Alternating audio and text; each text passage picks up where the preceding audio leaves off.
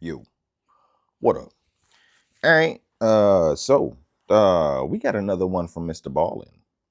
Another one from Mr. Ballin. And this is another top 3 places you can't go. And the people who win anyways. Yep. It's been a lot of places. There have been a lot of places. It's a long list. Yeah. Mind the signs, and keep your head on a swivel. Man. All right, let's go. Today, we're going to look at 3 places you can't go and people who went there anyways. But before we get into today's stories, if you're a fan of the strange, dark, and mysterious delivered in story format, then you come to the right place because that's all we do, and we upload 3 or 4 times every week. So if that's of interest to you, please replace the like button's eye drops with acid. Also, please subscribe to our channel and turn on all notifications so you don't miss any of our weekly uploads. All right, let's get into today's stories.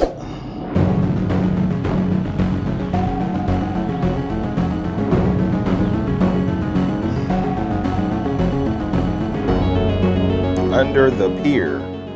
In the 1960s, Alan Burkhart opened a riverfront restaurant in Beaumont, Texas. And for the next 50 plus years, his customers would eat burgers, drink beers, and on super hot days, they would jump off the pier into the river to cool down. But one day in June of 2015, while Alan was in his restaurant looking out the back window, he saw something strange in the river. When he went outside to get a better look, he noticed his customers who were eating outside had also noticed this strange thing, and now they were standing up and nervously watching it as it floated by. Alan immediately yelled out to everyone to not go swimming, obviously, based on what they were seeing. And then he went back inside and made a sign that said no swimming, and he posted it on the pier. A few weeks later, on July 2nd, a 28-year-old local man named Tommy Woodward and his girlfriend, Victoria LeBlanc, arrived at Alan's restaurant for a fun night out. After several hours of drinking and playing pool, Tommy and his girlfriend made their way over to the bar and had a seat, at which point Tommy began telling his girlfriend that he planned on going swimming in the river that night. The bartender overheard him and said, "Tommy, you can't go swimming in the river anymore." But Tommy was a bit of a rule breaker and said he didn't care, he was going to go anyways. The bartender began pleading with him and even got other staff members of the restaurant to talk sense into Tommy that he should not get in the water. But eventually Tommy just stood up, he grabbed his girlfriend's hand, left the restaurant, and began walking down towards the pier. The bartender at this point just kind of rolled her eyes and thought, I can't do anything to stop him, and so she went back to her bartending duties. When Tommy and Victoria got down to the pier, the black water was quiet and calm as Tommy took off his shirt and removed his valuables from his pockets. Right before Tommy was about to jump into the water, Victoria stopped him and said she thought she saw something moving underneath the pier. Oh my God. Tommy just laughed and said he didn't care and jumped into the water and disappeared below the surface. He didn't care? Immediately, the water around Tommy seemed to erupt like a bomb had gone off underneath him. When Tommy came back up to the surface, he was screaming and trying to swim back to the pier, but before he could get there, something pulled him under the water. And then a few seconds later, Tommy came back up again, and this time Victoria could see the left side of his torso was bleeding profusely.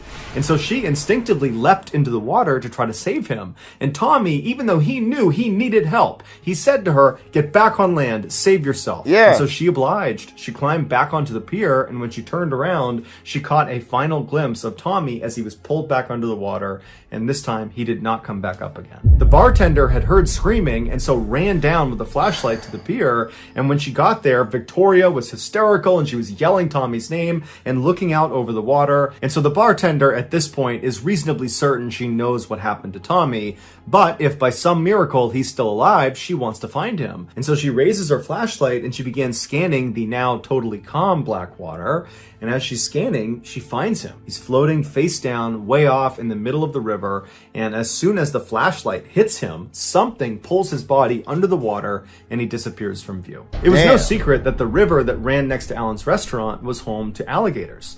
But these alligators were small and they didn't bother anybody, and so the locals really didn't have any issue swimming with them. In fact, they had nicknamed 2 of the alligators that were seen the most often. They named them Cheeto and Marshmallow. But on that day in June of 2015, when Alan and the other guests saw this thing out in the river, what they were seeing was a monster alligator, the likes of which they had never seen before in this river. It was at least 11 feet long and over 400 pounds, and that summer it decided to make the underside side of Allen's Pier, its home.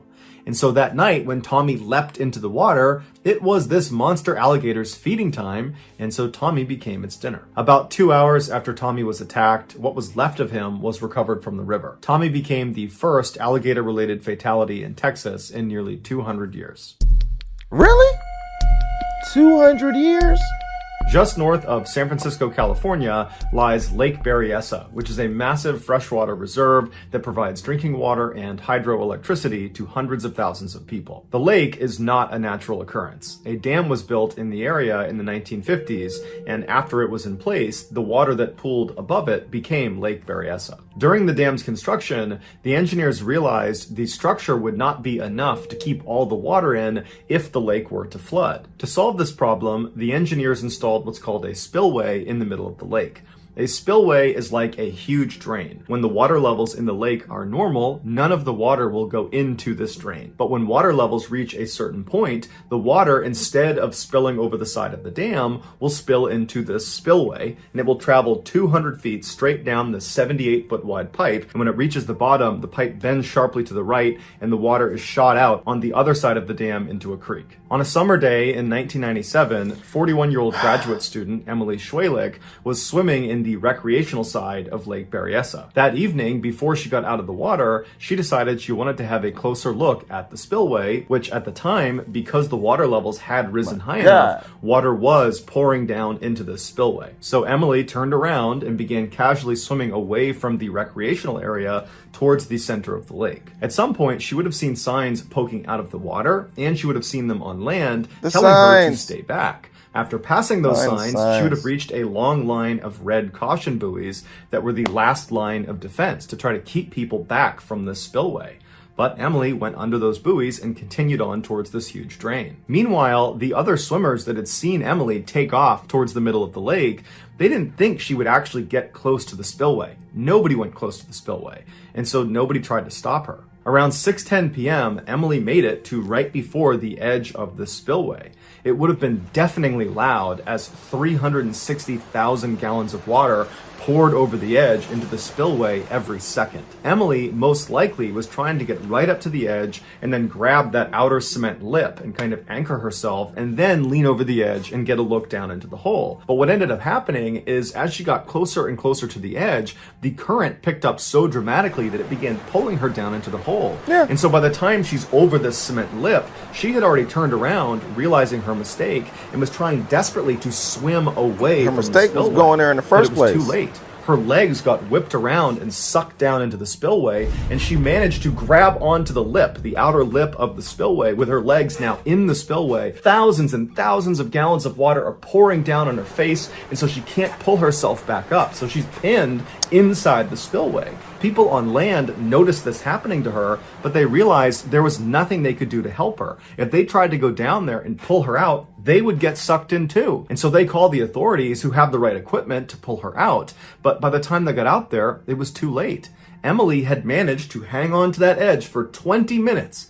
But finally, the water overpowered her, she lost her grip, and she fell backwards down the 200-foot chute to her death. Minus signs. On August 6th, 2018, a manager at a grocery store in Lancaster, California, which is a town about an hour north of Los Angeles, started getting complaints from his staff and from customers about a terrible smell coming from the front of the building. The manager, who had come in the back door that day and so hadn't smelled anything, began walking through the store towards the front in order to investigate. He only made it to the cash registers before he had to throw his arm over his mouth and his nose because the whole front half of the store reeked. The manager's first thought was that food must have somehow fallen somewhere out of view and it was rotting, and that was causing the smell. But when he went past the cash registers and went out the front doors, the smell got exponentially worse, and he noticed the smell was predominantly coming from this brown liquid on the ground that seemed to be leaking out of the base of one of the pillars that lined the front of the store. And so the manager thought, well, it can't be food that's causing the smell. It's got to be a sewer pipe leak that's happened right underneath this pillar, and it's seeping up through the cement, and that's what's causing the smell. And so the manager went back inside the store and he called a plumber,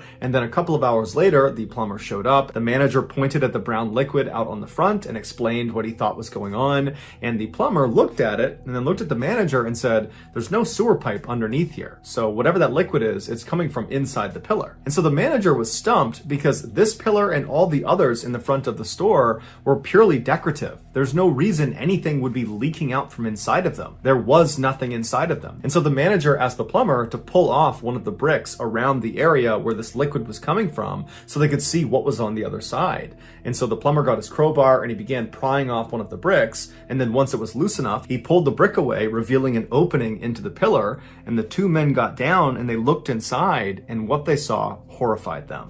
And they immediately backed up and they called the police. 5 days earlier, a 35-year-old man named Ray Rivera was pulled over by Lancaster, California police on suspicion of driving a stolen vehicle. As soon as the officer got out of their cruiser and began approaching Ray's vehicle, Ray peeled off down the road, turned the corner, and was gone. The officer immediately got back in their cruiser and took off after Ray, but he had gotten a huge jump start and he had fled into a highly populated and busy area where it would be relatively easy to blend in and disappear. The officer called for backup, and before long, there were dozens of other cop cars in the area looking for Ray, but no one could find him. A little while later, the police heard over the radio that a car matching the description of the one Ray had been driving had just crashed into a local grocery store. And so the police head over to the grocery store, and sure enough, there's Ray's white pickup truck crashed into the side of the building, but Ray is nowhere to be found. The police began asking witnesses at the store if they had seen the man driving the white pickup truck, and a few said they had. They said after he crashed, he leapt out of the vehicle and he ran inside the grocery store and then went up a flight of stairs to the staff-only area. The police went inside the grocery store and searched the staff-only area, and they searched the rest of the grocery store, but he wasn't there. And so they assumed at some point after going inside, he managed to slip back out again and had escaped on foot. And so the police, just as a precaution, stayed outside of this grocery store for several more hours in case if Ray was in there, they would catch him trying to leave. But after a couple of hours, he never did. And so they put out a warrant for his arrest and they left. Well, it would turn out Ray had run inside the grocery store, but he had never left. After running up to that staff-only area, he found a crawl space and he hid inside of it for several hours until the police left. And then at some point that evening, he decided he wanted to find a better hiding spot, and so he made his way onto the roof. Now, it's not entirely clear how he did that. Either the crawl space he was in directly connected to the roof, or he got out of the crawl space and then found his way onto the roof another way. But regardless, he found his way onto the roof, and when he got up there, he realized the roof was totally flat until you got to the very front edge of the building, the part that looked down into the parking lot. There, on the roof, was this small structure that was built up just on the front end of the roof that gave the impression from the parking lot looking up that this building was a lot bigger than it really was. On the backside of this phony structure was a door that was accessible from the roof.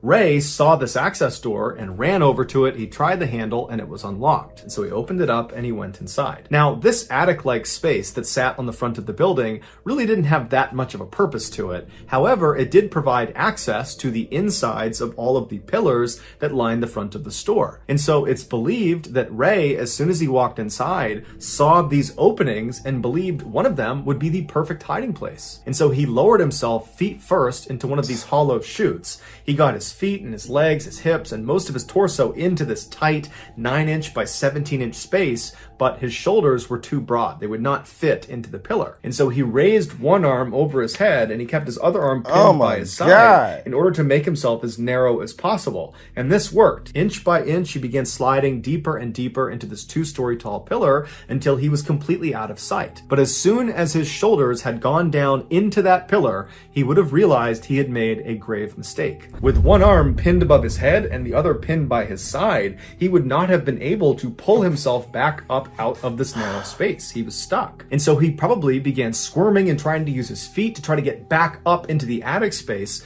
but all of that movement only made him slip farther and farther down into this pillar until his feet touched the ground at the absolute bottom. And so not only is he already in this totally compromised position that would have made it hard to breathe, he was also in such a narrow space that the walls of this pillar literally were crushing his chest, making it nearly impossible to get a full breath of air. And when he screamed out for help, nobody would have heard him because he was entombed inside of multiple layers of cement and brick. Also, making an already horrible situation that much worse, Lancaster, California was experiencing a very significant heat wave that month. And so all day long, the sun would have been blazing down on the outside of that pillar, heating up the inside like an oven. 5 days after Ray got trapped, the plumber removed that brick on the pillar, and he and the store manager bent down and looked, and they saw Ray's leg. The smelly brown liquid that had been coming out of the pillar that had alerted everyone to this in the first place was purge fluid, which is something that comes out of a decomposing body. So that's going to do it, guys. If you found the secret in today's episode, let us know in the comments section what it is and where you found it.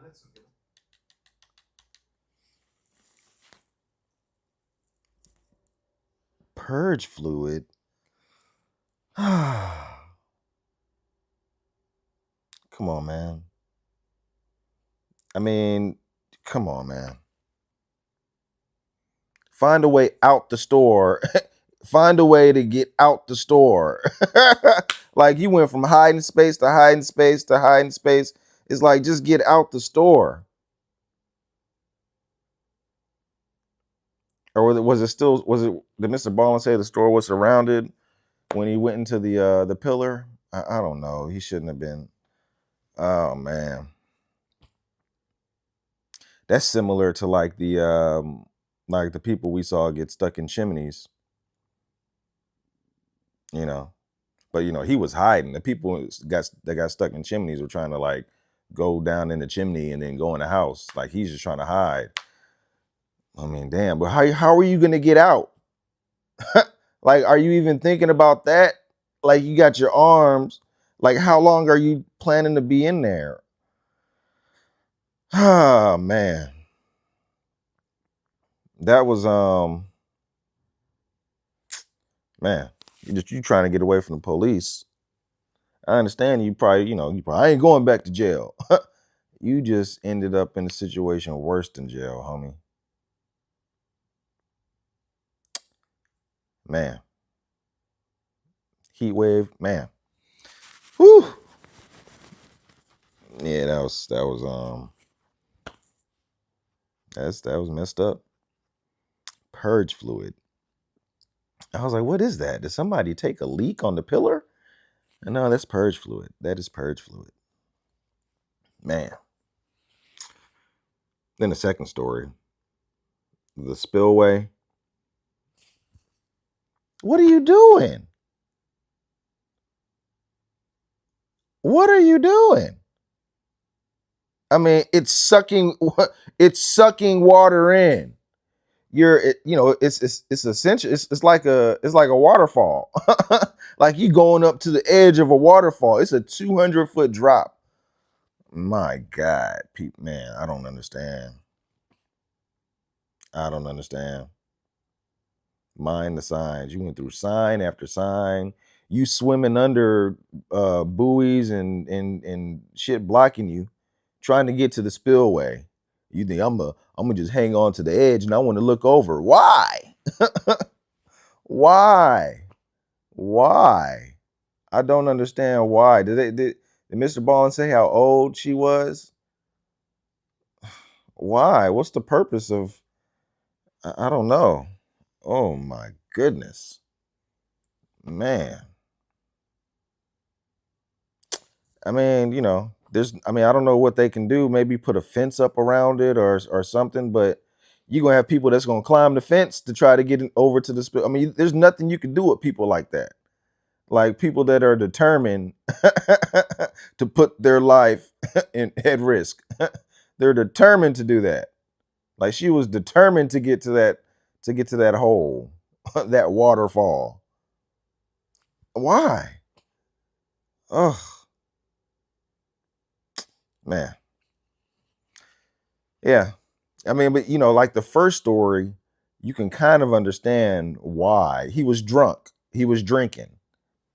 It was at a bar. He was drinking a lot. You know what I'm saying? He was with his girlfriend. He's probably trying to impress his girlfriend or something. But if the bartender tells you, I don't know if MrBallen said that the bartender told him that, there's an alligator living under the pier. Like, it's been living under there for weeks. It's a giant alligator. We usually let people swim because there's smaller alligators, but now there's a giant, a man-eating alligator that's living under the pier. You might not want to go swimming under there. Or I don't know if the bartender was just like, I don't know if, we're not letting people swim right now. And that's all he said. I don't know. But either way, like, come on, man. Come on, man. Even with like smaller alligators, who's swimming with smaller alligators? You swimming with baby alligators? Where the mama at? Where the daddy at? Just because there's smaller alligators don't mean there ain't no bigger ones out there. I guarantee you they can't account for every single alligator in the water. There may be a bigger alligator that just hasn't, you just haven't seen. I don't know why people would even risk swimming with smaller alligators.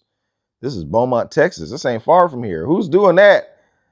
But I mean, MrBallen also said that there hasn't been a alligator fatality in 200 years.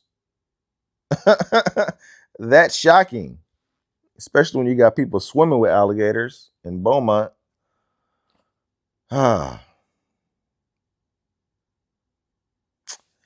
Yeah. Preventable. Preventable. Swimming with alligators. Going places you ain't supposed to go. Mind the signs, people. Mind the freaking signs. Especially if people tell you. You got people telling you. You got multiple people telling you, don't go in the water. It's an alligator. Man.